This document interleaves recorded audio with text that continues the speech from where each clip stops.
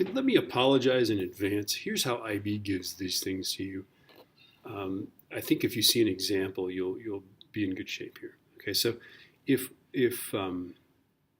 y is some combination of a, b over c, right? So it could be ABC, you just multiply them. It could be 1 over ABC.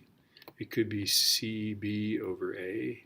Any combination of multiplying or dividing. If that's all you do, you don't take the sine or cosine of something, or raise it to any power, right? Then the uncertainty is always the sum. The fractional uncertainty of a product or quotient is the sum of, this is the sum of the fractional uncertainties of the operands, okay? So I'm going to do an example here and just stick with me. This is like the hardest thing we're going to learn, I believe, in this chapter, except for like free fall problems, okay? So here's an example.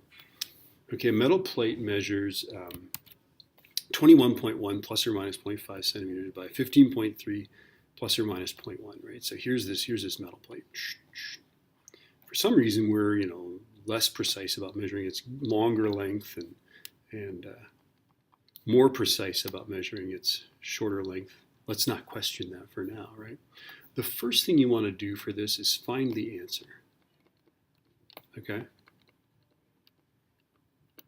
Okay, so the answer is, the area is just length times width, right? So my answer is 21.1 times 15.3. Okay, so this is always refreshing, If you don't know what to do, let's do something that looks intelligent. So 21.1 times 15.3. And my calculator says that's 322.83. Okay, so the answer is 322.83.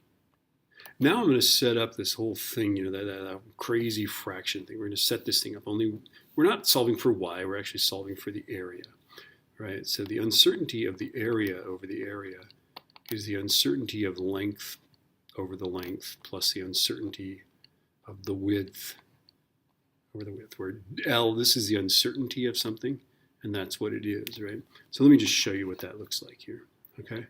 So the uncertainty of the area over 322.83 is equal to the uncertainty of the length, which is, 0.5 over the length, plus, and you always add them, even if you divide, and then the uncertainty of the width, which is 0.1 divided by 15.3. Okay, so this is the uncertainty of the area over the area, uncertainty of the length over the length, uncertainty of the width over the width, okay?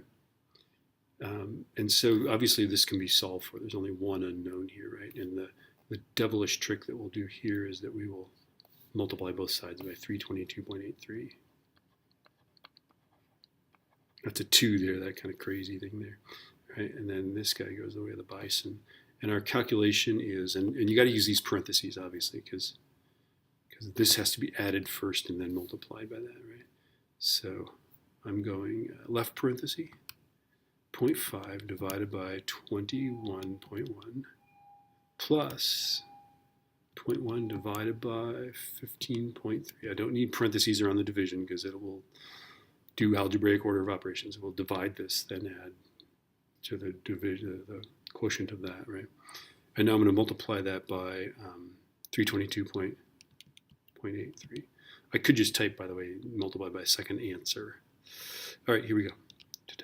9.76. Okay, so this thing is equal to 9.76. Okay, and now this is like a moral decision. I think we're supposed to write this with two significant figures. Okay, so two significant figures is 9.8. Right, and now I don't think it makes sense to say 322.83 plus or minus 9.8 because we're specifying the hundredths place, yet we have an uncertainty that's firmly grounded in the tenths place. I think we say it this way. This is the part that, honest to God, I just don't know. And I don't think IB knows because these are not really hard and fast rules, and when you get to college, you're going to do partial derivatives and stuff like that. So, anyway, let's just stick with this. 2 sig figs here and make this place here match this place. It's not always possible, though. So, don't despair. Just ask questions and fight the good fight. All right, here we go.